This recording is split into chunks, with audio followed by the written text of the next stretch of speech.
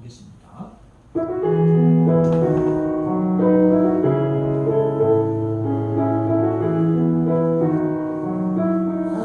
동부 이천동에 한번 식당에 갔더니 그 식사하고 있는 도중에 주인 부부가 나오셨어요. 나와가지고 자기는 요즘 계속 부부싸움을 하고 있다는 거예요. 무슨 일로 싸우십니까? 했더니 주일날 할 것인가 말 것인가를 놓고 남편하고 아내하고 의견이 다른 거예요. 보니까 아내는 권사님인데 쉬어야 되겠다고 생각을 하고 남편은 약간 집사인데 제가 그랬습니다.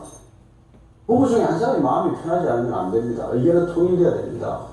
근데 해서 한 사람이 마음 편하면 뭐 좋겠지만 이 영업에서 불편한 마음이 있으면 안 하는 게 좋습니다. 그쪽 다 편하면 하세요. 그쪽 중에 한쪽이라도 불편하면 안 하는 게 원칙입니다. 그 불편한 마음을 누가 주겠습니까? 불편한 생각을. 그러나 정말 제가 또 아는 분은 주일날 영업해요. 그다음에 그 수익 전체를 종업원들이 나누어 갖는 분입니다. 자기는 하나도 뭐그 이익을 취하지 않아요. 그런 분은 난 또 뭐 괜찮다고 생각을 합니다. 정말 주일의 진정한 안식, 주일을 안식으로 지켜야 할 이유는 무엇입니까?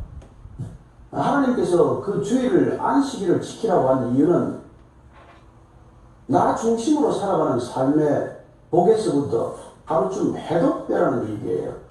그런 주기적인 해독이 없으면 우리는 독성에 빠져서 살지 못합니다. 그래서 해독되는 것을 안식이라고 말씀하셨고 그 해독되는 시간을 쉼이라고 말씀하셨지만은 그 쉼이 가장 의미 있는 쉼, 가장 가치 있는 쉼은 다른 사람을 회복시키는 일이라고 주님께서는 보여주신 것이죠. 그분은 당신 자신을 위해서 일하지 않았습니다. 주일날 일해서 이익이 하나도 없습니다. 그러나 그분은 주일날에도 고통받는 사람을 위해서 일하신 거예요. 유대인들이 볼 때는 그걸 일로 본 것입니다. 그러나 주님께서는 그건 일이 아니라 진정한 안식으로 본 것이죠. 오늘 뭐 이 대답을 듣고 각자 결정할 일이고 또 이분도 결정하시겠지만 뭐 어떤 이유로 영업을 하실 수도 있고 안 하실 수도 있어요. 하고 안 하고보다 더 중요한 것은 정말 어떤 이유 때문에 내가 이 결정을 하고 있냐는 것이. 제가 한편 이런 생각도 또 해봐요, 목사님. 주일에 우리가 주일에 일을 안 한다. 주일에 일을 안 하면 그만큼 돈을 못 벌겠지. 근데 하나님 왜 주일에 일하지 말라 그랬을까? 니는 일해서 먹고 사는 게 아니야. 의도를 가지고 멈춰설 수 있을 때 공급자는 하나님이시구나라는 거를 우리가 우리 삶의 그 율동 가운데 확인할 수 있는 그런 기회를 주신 게 아닌가. 그래서 어떻게 보면 하나님께서는 그 강제 훈련하죠. 강제로 쉬는 훈련을. 왜냐하면 이스라엘 백성들이 400년간 노예로 살았기 때문에 한 번도 쉬어보지 못했어요. 그래서 인간성의 회복은 쉼의 회복이에요. 그래서 그 이스라엘 백성들을 데리고 나와서 만나를 내려주면서 안식일 전날 이틀분을 걷게 하는 거예요. 그전에는 이틀분 거두고 썩어서 그 다음날 못 먹어요. 그러니까 하루치밖에 못 걷어요. 근데 금요일날은 이틀분을 거두라고 말씀을 하세요. 그날은 이틀분을 거두어도 썩지 않고 그 다음날 일하지 않고 거두지 않고 거두는 수고를 하지 않고 먹고 살게 40년간 그 훈련을 하세요. 그래서 시간의 단락을 지어주는 훈련, 정말 쉬는 훈련, 철저히 쉬는 훈련, 그걸 통해서 회복시키는 것을 보게 됩니다. 그리고 뭐 저분들 제가 또 뭐 비난한다거나 그러려고 하는 건 절대 아닙니다. 10월 우리 주제가 지금 분별은 영성이다. 지금 이분 말을 들으면 주일날 일해도 된다는 거예요, 안 된다는 거예요? 된다는 거. 아주 애매모호하죠. 그냥 마음이 와닿는 대로 해라. 그래서 주일날 교회 안 가고 일하도 마음이 편하면 주일날 일하고 마음이 불편하면 교회 가라. 그런 이야기입니다. 그리고 중요한 게 뭐냐? 어느 분이 지금 주일날 일을 해가지고 종업원들에게 다 나눠줬대요. 그러면 그 사람들은 예수 믿을 기회가 있어요, 없어요? 없어요.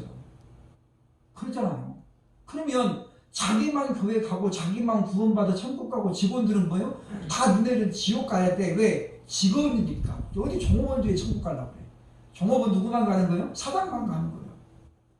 이런 결론이 지금 어떻게 해요? 내려질 수 있다는 거예요. 저분이 그냥 저같이 그냥 이름 없는 분이면 상관이 없죠. 대단히 유명한 분이죠. MBC 문화방송 아나운서 9시 뉴스데스크를 수년 동안 진행했고 어느 날 갑자기 이제 미국에 유학 가가지고 신학에서 미국에서 목사 돼가지고 한국에 돌아오신 분이에요. 논현동에서 지금 교회를 하고 계시는데 교회 직분이 하나도 없죠. 장로, 권사, 집사 아무것도 없고 오로지 교회는 목사 하나만 있어요. 나머지는 전부 다 형제고 자매예요. 그러니까 할아버지도 형제님이고 할머니도 자매님이에요. 시어머니가 교회 와서 며느리가 시어머니 뭐라 그래요? 자매님 그래도 되는 교회가 저 교회예요. 그래서 이제 독립교단에 소속이 되어 있습니다만은 뭘 이야기하려고 하냐면 오늘 이 시대를 우리가 혼돈의 시대라고 해요. 혼돈의 시대. 저렇게 유명하고 좋은 계약을 나오신 분들이 나와가지고 한다는 소리가 지금 주일 성수 안 해도 된다. 예수만 믿고 교회 안 와도 된다. 지금 그런 이야기거든요. 그리고 결국은 사장이 예수 믿는데 직원들한테는 야 오늘 너네 이래가지고 너네 나눠가죠. 그러면 누가 교회 나오겠어? 돈 앞에 무너지는 사람들이 훨씬 많습니다. 또 우리는 그런 시대를 우리가 보면서 우리 목사님들이 고민을 했습니다. 지금 코로나19 전북인데 과연 우리에게 정말 요즘 필요한 게 뭐냐. 그래서 제가 한 달 전부터 곰곰이 묵상하는데 자꾸 하나님께서 분별해야 된다. 지금은 분별이 가장 요구되고 있는 시대다. 라고 자꾸 저에게 마음에 감동을 하셨습니다. 주일 성수는 우리의 선택의 문제가 아니라 하나님의 명령입니다. 아멘. 분명히 하나님께서 너희는 일하지 말고 쉬되 너희 집에 있는 종들도 그날을 쉬게 하고 가축들도 쉬게 하라고 했어요. 그런데 하나님의 명령이 그러함에도 불구하고 지금 나름대로 지금 재해석을 해가지고 왜? 유명하니까. 나는 그만큼 많이 배웠으니까 이런 거는 지금 이제 시대에 맞게 좀 재해석을 해야 되지 않냐. 그래서 지금 저분들이 나름대로 하고 있는 거죠. 독일에 유명한 분이 한 분이 있습니다. 자유주의 신학의 아버지라고 불리우는 슐라이에르 마허라는 사람이죠. 이분이 종교의 자리를 이야기하면서 종교는 어디다 생기느냐? 감정에다 둔다 그랬습니다. 그래서 이제 종교는 어디다 두는 거예요? 감정에다 두는 거예요. 근데 여러분 사람의 감정은 하루에도 12번씩 변하잖아요. 오죽하면 우리 옛말에 화장실 들어갈 때 마음하고 나올 때 마음이 다르다. 그러잖아요. 그죠? 사람의 감정은 절대 믿을 수 있는 것이 아닙니다.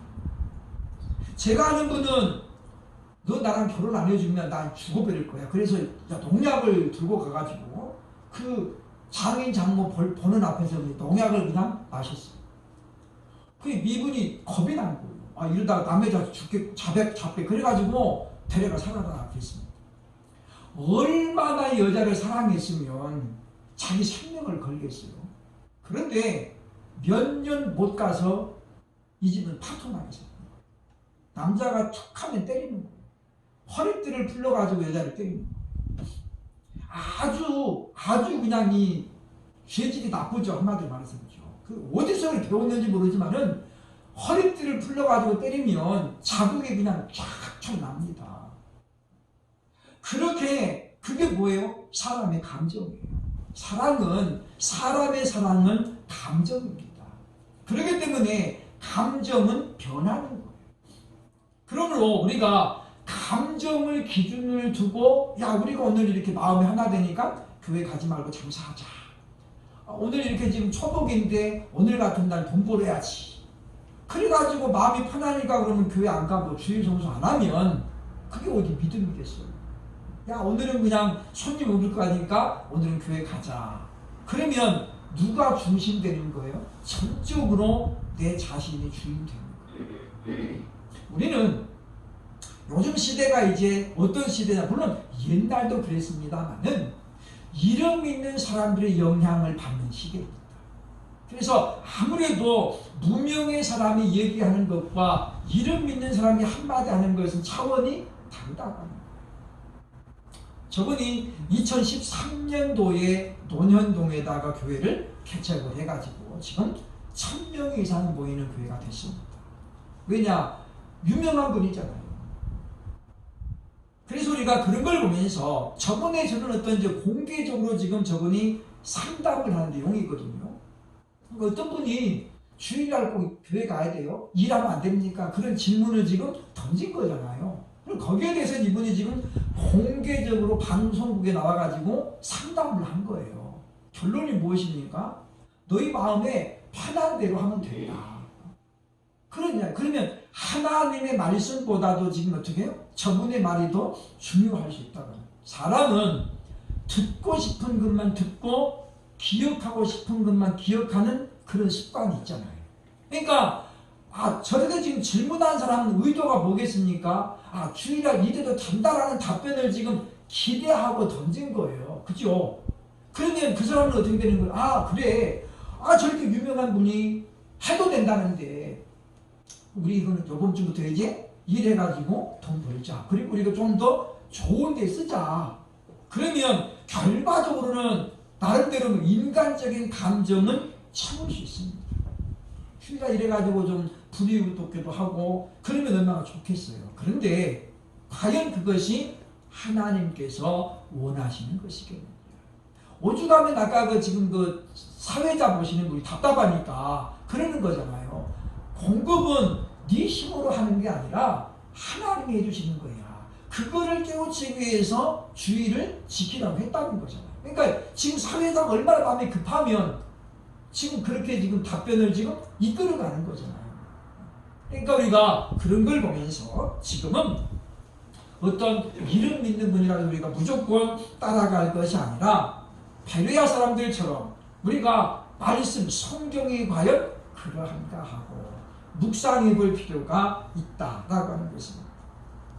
현대 포스트 21세기를 가지고 우리가 포스트 모더니즘이라고 이야기합니다. 현대주의라는 이야기죠. 현대주의의 특징은 옳고 그름을 중요하게 보지 않는다는 거예요. 내가 좋아하냐 안 좋아하냐 그것이 절대적인 가치를 가집니다. 그러니까 내가 좋아하는 사람이면 그 사람이 무슨 거짓말을 하고 사기를 쳐도 괜찮아. 근데 내가 싫어하는 사람, 근데 그 사람이 아무리 좋은 일을 해도 그 사람은 어떻게 해요? 안 좋은 거예요. 왜? 내가 싫어하니까. 지금 우리 시대를 보면서 지금 그렇잖아요. 조안무계, 추안무계, 유난무계 지금 그런 사람들이잖아요. 그렇게 나쁜 짓을 많이 해도 불구하고 사람들이 그를 지지하는 사람들은 여전히 지지합니다. 문제는 이런 시대를 우리가 지금 살아가면서 그래도 우리 예수 믿는 사람들은 옳고 그름을 따라서 판단을 해야 되지 않겠느냐. 그것이 오늘 하나님께서 말씀하시는 바 내가 거룩하니 너희도 거룩하라. 오늘 본문을 통해 주시는 하나님의 말씀이다 라고 하는 것입니다. 가짜와 진짜가 공존하고 있고 적그리스도와 그리스도가 공존하고 있는 시대입니다. 문제는 우리가 그걸 전부 좋다고 지금 양쪽으로 따라가기는 안 된다는 시대잖아요. 이제 우리는 뭔가 선택을 해야 됩니다. 가짜를 따라가든지 진짜를 따라가든지 적그리스도를 따라가든지 그리스도를 따라가든지 우리가 둘 중에 하나는 선택해야 된다는 거죠. 그리고 그 선택에 따라 결과는 달라집니다. 아무리 많은 사람들이 따라갈지라도 그것이 사망으로 가는 길일 수 있고 지극히 몇 사람 소수만이 따라갈지라도 그 길이 영생으로 가는 생명의 길일 수 있다라고 예수님은 마태복음 7장의 소리에게 분명히 말씀하고 있다라고 하는 것입니다. 어느 때다 우리가 정신을 바짝 차리고 우리의 절대적인 기준을 회복해야 될 때 과연 분별이란 과연 무엇입니까? 오늘 첫 번째 시간으로 분별에 대해서 말씀을 상고하고자 합니다. 첫째로 보면 44절, 45절 보면 분별은 종교적인 거룩을 이야기합니다. 이 거룩하다라는 말은 교회에서만 사용합니다. 불교에서도 그런 말 아시잖아요. 불교에서 어디 뭐 거룩하신 부처님 그러나요? 안 하잖아요. 오직 교회에서만 이 단어를 사용합니다. 이 종교적인 의미로 거룩이라는 말은 한다어로 보면 하기오스라고 합니다. 하기오스. 하기오스라는 말은 보면 사전적으로 보면 성스럽고 위대하다. 우리 국어사전에 이렇게 나와 있습니다. 성스럽고 위대하다. 근데 그 성스러울 성자가 무슨 성자예요? 거룩할 성자예요. 그러니까 정확한 의미가 전달이 안 되는 거예요. 거룩이 뭐냐 그랬더니 거룩하고 위대한 것이다. 그러면 그 말이 그 말이잖아요. 그 해석이 안 돼요. 그래서 이것은 뭐냐면 이 하기오스라는 말은 뭐냐? 종교적으로 볼 때 뭐예요? 구별되다라는 뜻이에요. 구별되다. 그러니까 내가 구별되니 너희도 구별되라. 그 말이잖아요. 그죠? 내가 거룩하니 너희도 거룩해. 이 말은 내가 구별되니 너희도 구별되라. 하나님께서 이 말은 무슨 의도를 가지고 하신 말씀이냐면 바로 하나님께서 보면 백성들 보니까 여러 민족들이 있는데 모든 민족들이 저마다 자기의 신들을 가지고 있는 거예요. 어떤 사람은 드랍입니다라고 하는 작은 목각으로 인형을 만들어 놓은 그게 신이래요. 그게 드랍입니다. 드랍이. 그래가지고 그거를 이렇게 집안에다 모셔놓고 거기다가 경배하고 그러는 거예요. 이와 같이 민족들마다 다 신이 떠 있어. 그래서 하나님께서 뭐예요? 나는 그 모든 신들보다 어떻게 하라는 거예요? 구별된다라는 거예요. 그게 뭐예요? 거룩입니다. 우리 예수 믿는 사람은 모든 사람과 섞여 있어도 구별돼야 돼요. 그게 뭐예요? 거룩이라는 거예요. 그러면 무엇로 구별할 것이냐 그 말이죠. 우리가 명철 달고 뭐 나는 아무개 장로, 아무개 목사 그렇게 할 수 없잖아요. 그럼 우리는 무엇으로 자신이 거룩한 존재인 줄을 나타내는가? 결국은 뭐밖에 없습니까? 언행입니다. 말과 행실을 통해서 나는 예수 믿는 사람이다 라는 것을 드러내야 되겠지요. 그러면 우리는 하나님의 말씀대로 남들보다 정직해야 되고 남들보다 선하게 살아야 되고 남들보다 깨끗하게 살아야 됩니다. 지난주에 제가 우리 목사님 한 분 이야기했잖아요. 의정부에 있는 목사님 교회가 이제 개발돼가 이사 가야 되는데 그 보상금을 내고 1년 반 동안을 싸우고 근데 하나님께서 그랬답니다. 이분이 기도해도 응답이 없는데 마지막 날 그러더래요. 4가지 말씀하신대요. 너는 내 앞에서 정직해라. 진실해라. 깨끗해라. 그 다음에 뭐요? 거룩해라. 이분이 30년 넘게 목회를 하면서 의정부에서 이분 이름 되면 다 아는 그렇게 훌륭한 목사님인데 교회 이전을 앞두고 지금 뭐가 들어가는 거예요? 탐심이 들어가는 거예요. 욕심이 들어가는 거예요. 여러분 돈에 대한 욕심은 누구나 다 있습니다. 유목사도 돈 좋아합니다. 돈 많이 주는데 왔다가 나 그만 주세요 해서 누가 있을까요? 안 그렇습니다. 그런데 문제는 그것을 노골적으로 표현하느냐 절제하느냐에 따라 달라지는 거예요. 하나님께서 그랬대요. 정직해라, 진실해라, 그리고 깨끗해라. 마지막이 뭐예요? 거룩해라. 그렇지 아니하면 우리가 거룩한 존재라는 것을 입증할 방법이 없어요. 성경 들고 우리가 주일날 교회 간다고 해서 사람들이 우리를 거룩한 사람으로 봅니까? 안 본다는 것입니다. 그러므로 사랑 여러분이요. 사무엘상 4장과 5장에 보면 이스라엘 백성들이 엘리 제사장 때에 블레셋과 전쟁이 벌어졌습니다. 그런데 속수무책으로 밀리는 거예요. 그래서 어떤 장로들이 이야기합니다. 우리가 실로에 있는 언약궤를 모셔오자. 언약궤만 모셔도 우리가 전쟁에서 이길 수 있다. 그래가지고 실로에 있는 성막에 있는 지금 언약궤를 모셔오는 거예요. 사기가 팍 올라갔는데 블레셋이 한 용감한 상을 일으켜납니다. 우리가 남자답게 강하자, 힘을 내자, 기죽지 마라. 이 어떤 용감한 게 나타나가지고 블레셋 군대가 막 흔들리는데 막 대장부답게 힘을 내자. 그래가지고 블레셋 사람들이 어떻게 해요? 한번 팍 쫄았다가 이 사람이 그냥 막 강력하게 하니까 팍 일어났어요. 이스라엘 백성들이 도망갑니다. 언약궤를 내버려두고 도망가죠. 엘리의 두 아들 흠리와 비나스 그날 전쟁에서 처참하게 죽습니다. 문제는 그 다음부터죠. 블레셋 군인들이 지금 너무 의기양양해가지고 야 하나님 아무것도 아니다. 언약궤를 가지고 어디로 가는 거예요? 자기들 민족의 신 다곤을 모시고 있는 신전에다가 다곤 모양의 동상과 언약궤를 나란히 놓습니다. 그 결과를 보겠습니다. 사무엘상 5장 3절로 4절에 이렇게 말합니다. 아수도 사람들이 이튿날 아침에 일찍 일어나 본즉 다곤이 여호와의 궤 앞에서 엎드러져 그 얼굴이 땅에 닿는지라. 그들이 다곤을 일으켜 다시 이제 그 자리에 세웠더니 참나는 그랬어요. 야 이거 그냥 우연히 본 거죠. 이게 그냥 하나님의 언약궤 앞에 다곤이 엎어져 갖고 있는 거예요. 근데 사람들이 그때는 누가 이거 실수로 그랬나 보다 넘어가는 거예요. 그래가지고 도로 어떻게 해요? 세워놔요. 이튿날 봅니다. 이튿날. 이튿날 아침에 그들이 일찍 일어나 본즉 다곤이 여호와의 궤 앞에서 또다시 엎드러져 얼굴이 땅에 닿고 그 머리와 두 손목은 끊어져 문지방에 있고 다곤의 몸뚱이만 남았다. 누가 하신 거예요? 하나님이 하신 거예요. 하나님은 이렇게 해서 뭘 나타내는 겁니까? 다곤은 신도 아니에요.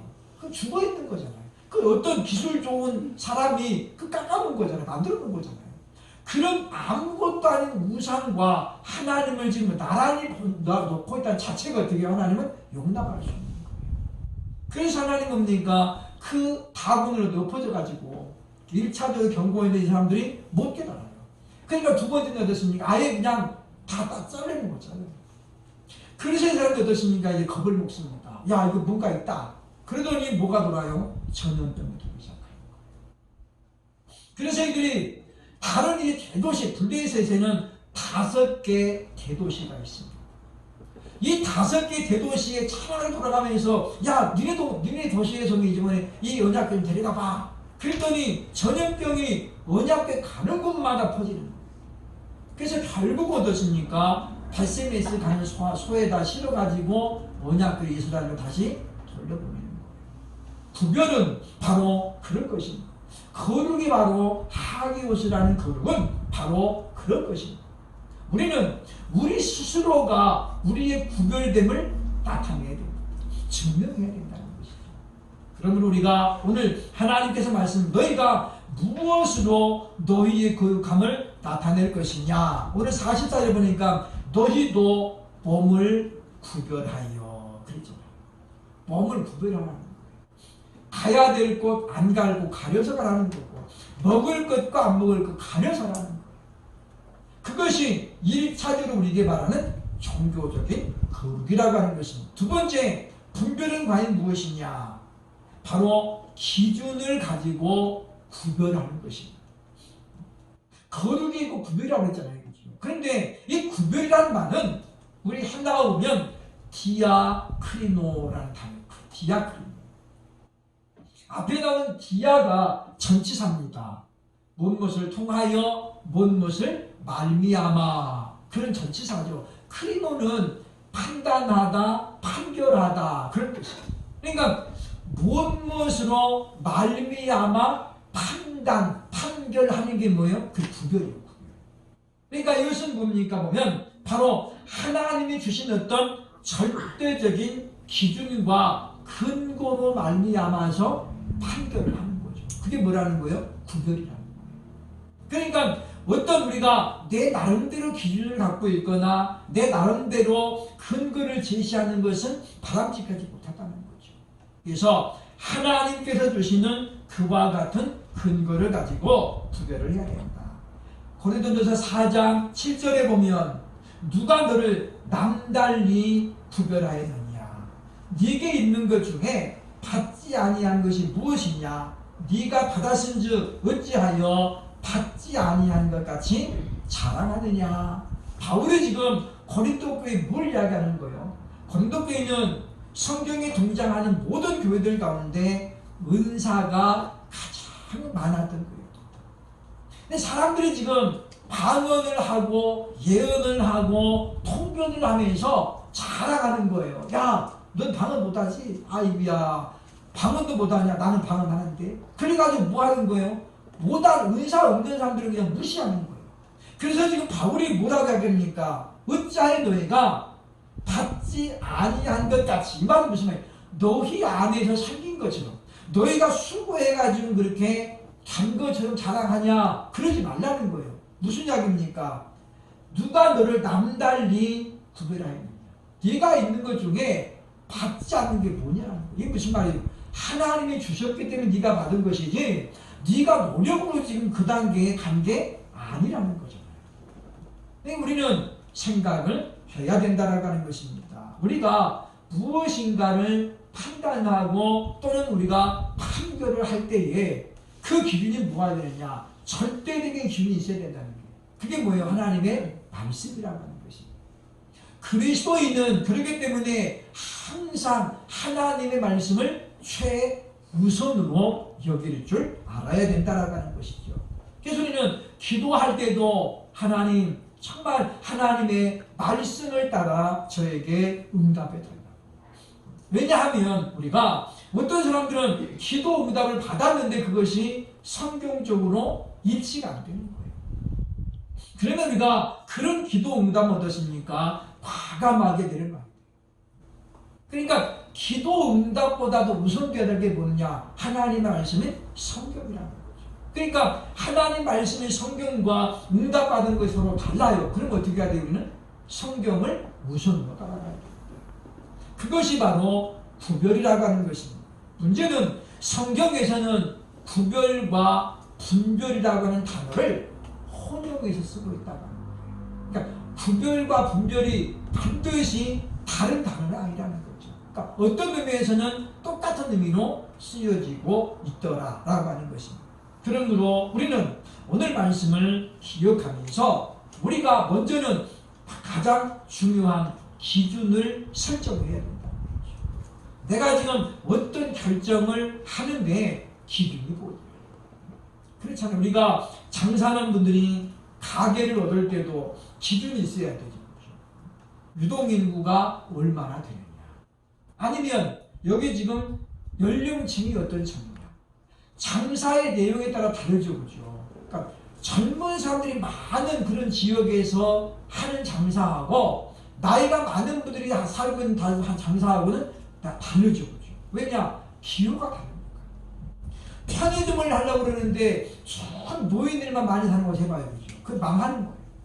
왜냐? 편의점은 주로 누가 가요? 젊은이들이 많이 가는 거예요. 그러니까 편의점을 하는 게 어떻게 하는지 젊은이들이 많은 곳, 예를 들면 대학가라든가 뭐 이런 데를 가야 돈을 벌죠. 근데 거꾸로 가봐요. 그죠? 노인들 많이 가는 곳에 편의점 해보고 이러면 그 사람은 절대 돈을 못 번다라고 하는 것이죠. 햄버거 가게를 야심차게 열었는데 할머니 할아버지 사는 동네 했어요. 그 가게를 어떻게 해요? 6개월 못 가서 방해해요. 왜냐? 나이 많이 드신 분들은 그런 거 안 잡수잖아요. 그 누가 먹어요? 10대, 20대들이 많이 먹어요. 그러니까 그런 데는 젊은이가 많이 모인 곳에 가야 성공을 한다라고 하는 것입니다. 그런데 우리는 바로 우리가 구별할 때에 무슨 기준으로 할 것인가? 우선순위가 있어야 된다라고 하는. 마지막 세 번째 분별은 무엇입니까? 46절로 47절은 법적인 용어로 구분한다는 뜻입니다. 분별이란 말은 법적인 용어인데 구분한다라 구분한다. 마태복음 25장에 주님께서 말씀하죠. 양과 염소를 구분하여 분별하라. 의인과 악인을 나누고 분별하라. 그러면서 그 기준은 누가 제시하느냐? 하나님이 하십니다. 누가 의인인지 양인지 누가 결정해요? 하나님이 하십니다. 그 하나님이 제시하는 기준은 오늘날 우리가 알고 있는과 다를 수 있다라고 합니다. 무슨 이야기냐면 세상이 말하는 의로운 사람, 그것이 하나님 말씀하는 의로운 사람이라고 볼 수 어려운 경우도 있다 그 말이죠. 일치하는 경우도 있지만은 다를 수도 있다는 것입니다. 왜냐? 이사야는 우리에게 말씀합니다. 사람과 하나님의 생각은 마치 하늘이 땅에서 높음과 같이 다르다. 그래서 하나님의 말씀은, 하나님의 생각은 어떻게 해요? 항상 옳다. 그죠? 그러나 사람의 생각은 옳을 때도 있지만 틀릴 때도 있어요. 왜냐? 불완전한 존재이기 때문이라는 것입니다. 이 분별이라는 단어는 보면 이 아포리조라는 말이죠. 아포리조. 이것은 내가 구분하다, 분별하다 그런 뜻입니다. 즉 하나님의 법, 그게 뭐예요? 말씀이잖아요. 하나님이 주신 말씀이라는 법에 따라서 내가 이제 구분을 하는 거예요. 이거는 의로운 사람, 이거는 악한 사람, 이거는 양, 이거는 염소. 그런데 마태복음 25장에 보면 양과 염소를 나누고 주님이 이야기하잖아요. 너희는 내가 옥에 갇혔을 때 돌아보았고 내가 목말라 있을 때 내게 물을 주었다. 근데 양의 편을 이야기하잖아요. 주님 언제 우리가 주님을 이렇게 돌봤습니까? 우리 그런 적 없습니다. 그러잖아요. 근데 이 염소에 분류된 사람 똑같이 하는 거예요. 너희는 내가 옥에 있을 때 찾아보지 않았고 내가 목말라 할 때도 물을 주지 않았다. 그랬더니 염소 쪽에 있는 악인들도 똑같이 말하죠. 주님 언제 우리가 주님 그랬습니까? 똑같이 이야기해요. 근데 예수님 그러잖아요. 너희는 이 땅에 있는 작은 자 하나에게 한 행동이 곧 내게 한 행동이에요. 그러니까 그들이 목말라 할 때에 그들에게 물 한 잔 주는 거, 그게 뭐예요? 내게 한 거였다는 거죠. 안 주고 너희들끼리만 그냥 배불러 죽겠네. 이건 뭐예요? 바로 나를 돌아보지 않은 결과였다라고 말씀하고 있습니다. 그러므로 우리는 주님께서 하시는 말씀을 보면서 우리는 아무렇게나 하나님 앞에 예배를 드려도 되고 아무거나 그냥 예물을 드려도 되겠는가 라고 하는 것이 아니라는 거죠. 하나님께서는 아브라함에게 예배를 명하시면서 너는 모리아 산에 가서 거기서 내가 원하는 제물로 번제를 드리라고 했습니다. 그러므로 하나님은 형식과 내용을 다 같이 중요하게 보시는 거예요.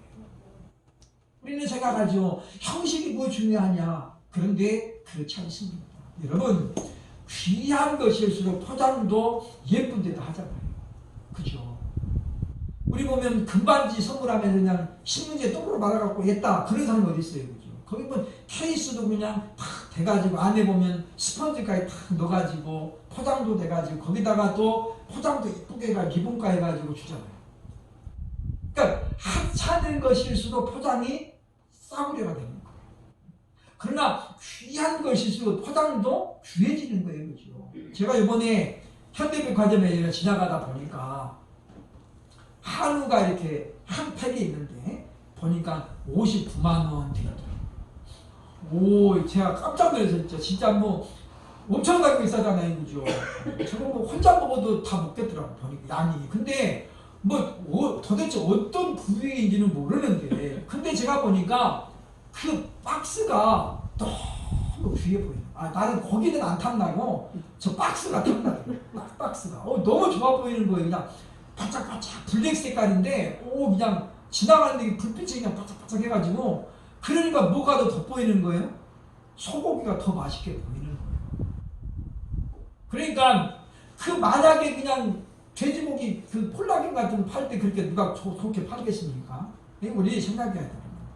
내용이 충실하려면 형식도 충실해야 돼요. 우리는 생각하거든요. 내용이 중요하지 형식이 뭐 중요하냐. 그렇지 않습니다. 고급 레스토랑에는 물론 음식이 중요하죠. 근데 무엇도 중요해요? 그릇도 중요해요. 고급 레스토랑에 가보세요. 그죠? 거기 그냥 누가 뭐 이렇게 양재기 찌그러진 데가 다 맞아줍니까? 절대 안 그렇습니다. 근데 이제 포장마차 가면 어떻게 보면 그 양재기 일부러 찌그러뜨려가지고 돼지찌개, 김치찌개 거기다 담아. 물론 맛있어요. 맛이 없어서 그런 게 아니에요. 그러니까 뭐가 달라요? 격이 달라요. 그러니까 똑같은 찌개라도 어느 그릇의 단비에 따라서 가격이 달라지는 거예요. 그러므로 우리가 하나님 앞에 나아가면서 오늘 하나님 말씀합니다. 부정하고 정한 것과 먹을 것과 먹지 못한 것을 분별해서 하나님께 나오라는 거예요. 그게 뭐예요? 지금 분별의 정의입니다. 분별은 바로 하나님이 가지신 성품이지요. 그러면서 우리에게도 주신 성품이에요. 그래서 말씀합니다. 내가 거룩하니 너희도 거룩하라.